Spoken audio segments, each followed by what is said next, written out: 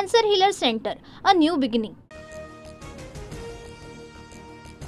Photo आणि video post करत भारतीय नौदलाचा पाकिस्तानला सूचक इशारा, तर पाककडून नियंत्रण रेषेच्या 5 ते 7 किलोमीटर परिसरात जीपीएस जॅमर. जम्मू काश्मीरच्या कुपवाडा जिल्ह्यामध्ये भारतीय सैन्याकडून दहशतवाद्यांचा अड्डा उद्ध्वस्त, रायफल, पिस्तूल आणि दारुगोळ्यासह मोठा शस्त्रसाठा जप्त.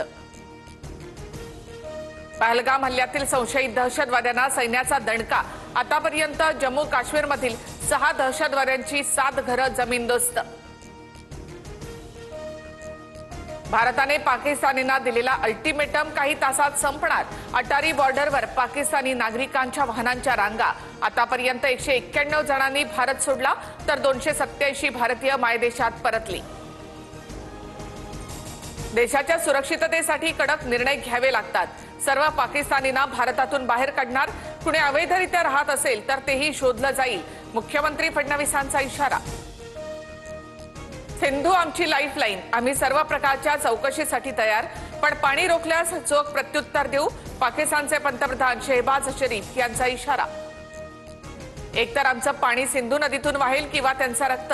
सिंधू नदी आमचीच राहील. पाकिस्तान पीपल्स पार्टीचा प्रमुख बिलावल भुट्टो याचं चिथावणीखोर वक्तव्य. भारतानं सिंधू पाणी करार स्थगित केल्यानंतर चिनाब नदीची पाणी पातळी 2 ते 3 फुटांनी कमी.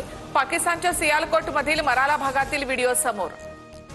पाकिस्तानला एक थेंबही पाणी मिळणार नाही. सिंधू जलकरार रद्दचा निर्णय 3 टप्प्यांमध्ये लागू होणार. केंद्रीय जलसंधारण मंत्री CR पाटील यांचं मोठं विधान. पहलगाम हल्ल्यामध्ये कोणताही सहभाग नाही. हल्ल्यामधून TRF संघटनेनं हात मागे घेतला. अकाउंट हॅक झाल्याची TRFच्या पत्रकामध्ये माहिती. पहलगाममधील दहशतवादी हल्ल्याचा आणखी एक व्हिडिओ समोर. दहशतवाद्यांचं अमानुषकृत्य. पर्यटनासाठी गेलेल्या निरपराध नागरिकांवर गोळीबार. पाकिस्तानला चीनकडून मिसाईलचा मोठा साठा. 200 किलोमीटरची मारा क्षमता असणाऱ्या 100हून अधिक PL-15 मिसाईल चीननं पाकिस्तानला दिल्या. पाककडून चीनचे आभार. पाकिस्तानमध्ये शेती असणाऱ्या भारतीयांनी जनावरांसाठीचा चारा घरी आणून ठेवा. भारत-पाक सीमेवरील शेतकऱ्यांना सूचना. 2 दिवसात सीमा बंद होणार. पाकिस्तानचे 2 तुकडे करा. पाकव्याप्त काश्मीर भारतामध्ये घ्या. तेलंगणाचे मुख्यमंत्री रेवंत रेड्डी यांची मोदींकडे मागणी. पंतप्रधान मोदींच्या नेतृत्वात दहशतवाद्यांना उत्तर दिलं जाईल. पहलगाममधील दहशतवादी हल्ल्यानंतर JP नड्डांचा इशारा. भारत-पाक तणावाच्या पार्श्वभूमीवर DRDOला मोठं यश. हैदराबादमधील प्रयोगशाळेत स्क्रॅमजेट इंजिनची 1000 सेकंदापर्यंत यशस्वी ग्राउंडवर टेस्टिंग. पहलगाम हल्ल्यानंतर भारतीय यंत्रणा लष्कराकडून सुरक्षा व्यवस्थेचा आढावा सुरू.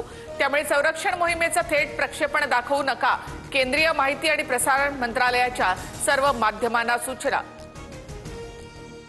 मुख्यमंत्री देवेंद्र फडणवीसांकडून पुण्यातील गणबोटे आणि जगदाळे कुटुंबियांची भेट. पहलगाम हल्ल्यावेळी रक्तानं माखलेली कौस्तुभ गणबोटे यांची पॅन्ट कुटुंबियांनी दाखवली. फडणवीसांकडून शोकाकुल कुटुंबियांचं सांत्वन. संतोष देशमुखांच्या खुन्यांना वेगवेगळ्या जेलमध्ये ठेवा. भाजप आमदार सुरेश धस यांची मागणी. बीड जेल प्रशासनाच्या बाबतीत अनेक तक्रारी येत असल्याचा आरोप. एल्फिन्स्टन ब्रिज तोडकामाला 2 दिवसांची स्थगिती. नागरिकांकडून तुर्तास आंदोलन मागे. सोमवारी चर्चेसाठी बैठक आयोजित करण्याची MMRDAच्या अधिकाऱ्यांची माहिती.